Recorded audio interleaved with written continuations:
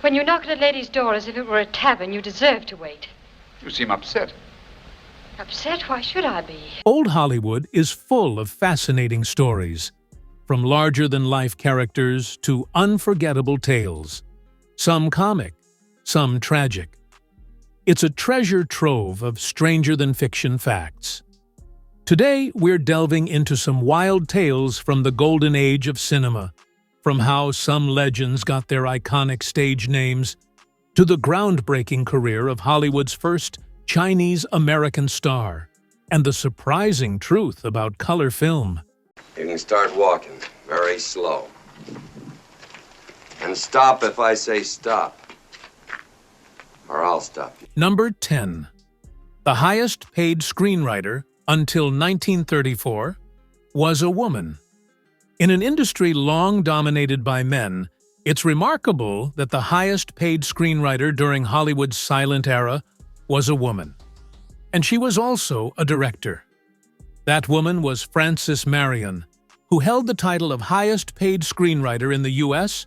from 1915 to 1934. From 1916 to 1919, while working exclusively for Mary Pickford, she was paid a staggering $50,000 a year, an amount that would be equivalent to nearly $1 million today. Although she made 2 attempts at directing in 1921, The Love Light, starring Pickford, and Just Around the Corner. Her directing career didn't take off, but she continued to write for films well into the 1940s.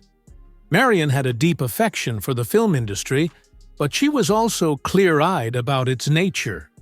She won an Oscar for Best Adapted Screenplay for The Big House, and later reflected on the trophy with a cynical view of the business. Number 9. A color feature film was released in 1918, but it no longer exists. While Cupid Angling may not have been the very first color feature film, its 1918 release makes it one of the earliest examples of color cinema, 2 decades before the iconic Technicolor adventures of Robin Hood. The film was shot using a process known as Douglas Natural Color, developed by film producer Leon Douglas. This process alternated between red-orange and green-blue tinted frames, giving the film a naturalistic color effect. Throughout the early years of cinema, there were many experiments with color film, with different processes being developed and tested. Technicolor, for example, introduced a 2-strip process in the 1920s, a precursor to the famous 3-color system used in films such as The Wizard of Oz and Gone with the Wind. Sadly, no prints of Cupid Angling have survived, and it is now considered a lost film, its place in film history cemented by the early adoption of color technology. Number 8. John Wayne got his stage name in a discussion between a director and studio head that he didn't attend. Before becoming the iconic Western hero we know today, John Wayne was just a prop boy and extra for the Fox Film Corporation. He worked his way up through bit parts before landing his first major role in 1930's The Big Trail. It was during this time that director Raoul Walsh noticed the man who would become John Wayne. While moving furniture around a soundstage, Wayne, then known as Marion Morrison, caught Walsh's eye.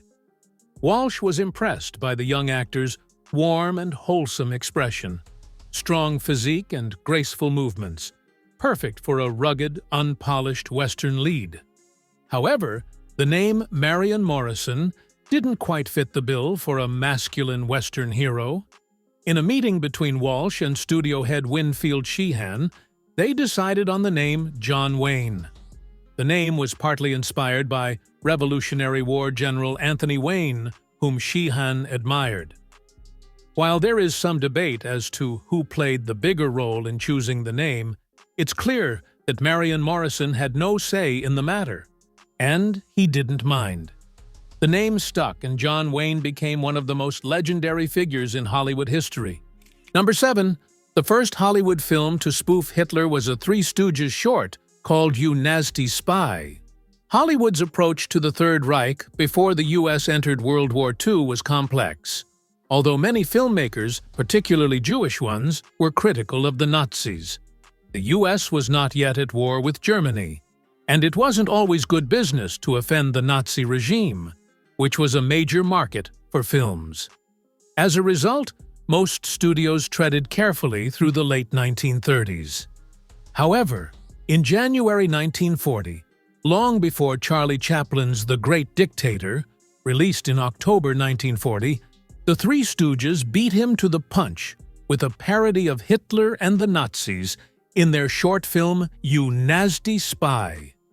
The film starred Moe, Larry, and Curly as bumbling wallpaper hangers who are appointed dictators in the fictional country of Moronica.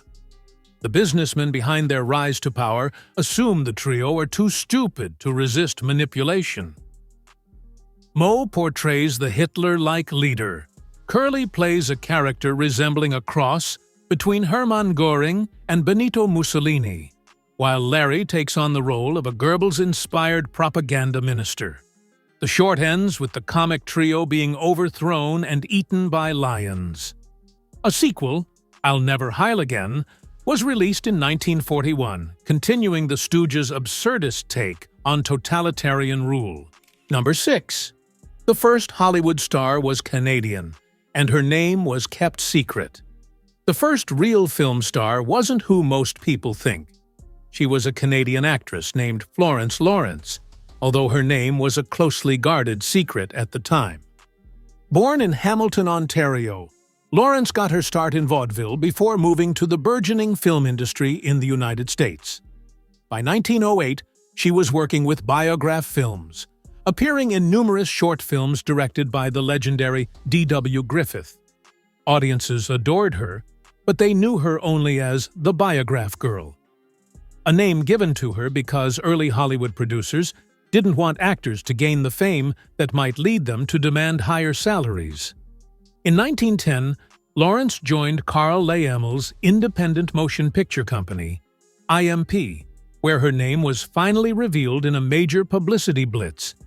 This was the birth of the modern film star. Despite her early fame, Lawrence's later career didn't mirror the success of stars, like Mary Pickford or Charles Chaplin. Throughout the 1930s, she struggled, working in small roles and living on charity. Tragically, she took her own life in 1938, leaving a bittersweet legacy. Number 5. The Marx Brothers got their nicknames at a 1914 card game. The Marx Brothers are so synonymous with their iconic stage names that many people forget their real names. Groucho, for example, was born Julius. But the origins of these famous nicknames are far more random and spontaneous than you might think. They actually came from a card game. In his memoirs, Groucho recounts that on the 15th of May 1914, the brothers, then young vaudevillians, were playing poker backstage during a performance in Galesburg, Illinois. During the game, fellow vaudevillian Art Fisher, who was sitting with the group, began to give out nicknames as he dealt the cards. Arthur Marx, known for his harp playing, became Harpo. Leonard, the ladies' man, became Chico. Milton, who had a particular fondness for galoshes, or gum shoes, earned the name Gummo.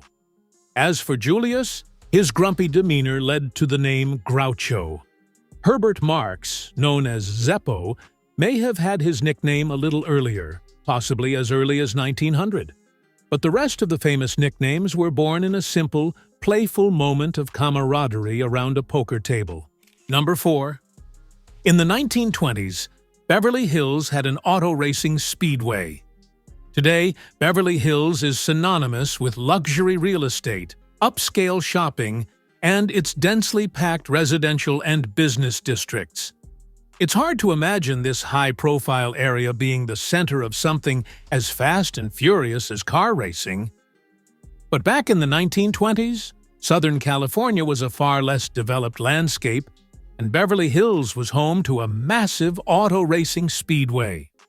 Located in the southwest part of Beverly Hills, the track covered 275 acres, stretching north and east of the current Beverly Hills High School campus. Inaugurated in February 1920, it was one of the premier racetracks in the country, boasting a grandstand that could seat a staggering 70,000 spectators. The track witnessed significant events and attracted crowds from far and wide, including a tragic incident in 1920 when Gaston Chevrolet, younger brother of the co-founder of the Chevrolet Motor Company, was tragically killed during a race. Despite its initial success, the speedway didn't last long, closing its doors just 4 years later in 1924. The land where the track once stood is now filled with apartment blocks, a far cry from the roar of engines and the thrill of racing that once defined the area. The Beverly Hills Speedway remains a little-known but fascinating piece of the city's history. Number 3. The passing of silent heartthrob. Rudolph Valentino caused chaos in the streets. Rudolph Valentino, the heartthrob of the silent screen, was a man of unparalleled charisma, whose popularity inspired fervent fan devotion. In 1921, he starred in The Four Horsemen of the Apocalypse and The Sheik, films that cemented his status as the quintessential romantic leading man. Exotic, irresistible, and adored by millions. However, some male writers, perhaps jealous of his immense appeal, attempted to discredit his masculinity, insinuating in publications such as Photoplay magazine and the Chicago Tribune that Valentino was gay, even dubbing him the Pink Powder Puff. In an attempt to dispel these rumors, Valentino gave a physically demanding and manly performance in The Son of the Sheik, 1926. After the film's New York premiere, he was mobbed by fans who tore at his clothes, a testament to his overwhelming popularity. Just 2 weeks later, Valentino collapsed from a burst appendix, underwent surgery, and tragically succumbed to complications, slipping into a coma and passing away at the age of 31. The news of his untimely death sent shockwaves through Hollywood and around the world, leading to an overwhelming outpouring of grief. Over 100,000 fans gathered in the streets outside the building where Valentino's body was being prepared for burial, causing such chaos that NYPD officers had to step in to maintain order. Actress Paula Negri, who had claimed she would have been Valentino's third wife, publicly fainted over his coffin, adding to the theatricality of the moment. Valentino's untimely death robbed the world of the chance to see whether he could have successfully transitioned from silent films to the talkies, leaving Hollywood with a legendary but unfulfilled legacy. Number 2. The first boom microphone was improvised. In 1928, with a broomstick, by director William Wellman. When sound arrived in Hollywood in the late 1920s, filmmakers were faced with a whole new set of challenges, especially when it came to microphone placement. Filming a scene with sound required careful coordination with lighting, camera movement, and blocking, which was already a delicate balancing act. The idea of using a long pole to hold a microphone may seem obvious today, but at the time it was a creative breakthrough. This innovation is credited to director William Wellman during the production of Beggars of Life, 1928, starring Louise Brooks. According to producer David O. Selznick, Wellman had a heated argument with a sound engineer about microphone placement. The engineer insisted that the microphone remain stationary, but Wellman, known for his fiery temper, took matters into his own hands. In a moment of frustration, Wellman hung the microphone from a broomstick, suspended it from a boom, and moved it around the set to capture the sound. Film historian Richard Schickel, who made a documentary about Wellman, confirmed that the first boom microphone was indeed a repurposed broomstick, a low-tech solution that helped change the way sound was captured in films forever. Number 1. The first Chinese-American star, Anna May Wong, wasn't considered for the Chinese lead role in The Good Earth, which went to a white actor. Anna May Wong was a trailblazer in Hollywood, breaking barriers as the first Chinese-American star. She successfully transitioned from silent films to talkies, proving that screen glamour wasn't limited to white actors. Despite her success, however, Wong was often forced to play dehumanizing and stereotypical roles, embodying an exotic otherness in both sympathetic and villainous characters. Frustrated by these limitations, Wong spoke out in 1933 about the portrayal of Chinese characters in Hollywood films. "I was so tired of the roles I had to play. Why is it that the Chinese on the screen is almost always the villain of the piece, and such a cruel villain? Murderous, treacherous, a snake in the grass? We are not like that." In 1935, Wong saw an opportunity to challenge this narrative when MGM cast him in an adaptation of Pearl S. Buck's The Good Earth, a novel about the lives of Chinese peasants. Wong was the ideal choice for the lead role of Olan, a woman who endures famine and drought while married to a hard-working farmer. She did several screen tests and was perfect for the part. But in a shocking move, the role was given to white actress Louise Rayner, who had won an Oscar for her performance in Yellowface. Wong was offered a smaller, stereotypical role, but turned it down, opting instead to take a break from Hollywood and tour China. These stories from old Hollywood may seem unbelievable, but they're all true.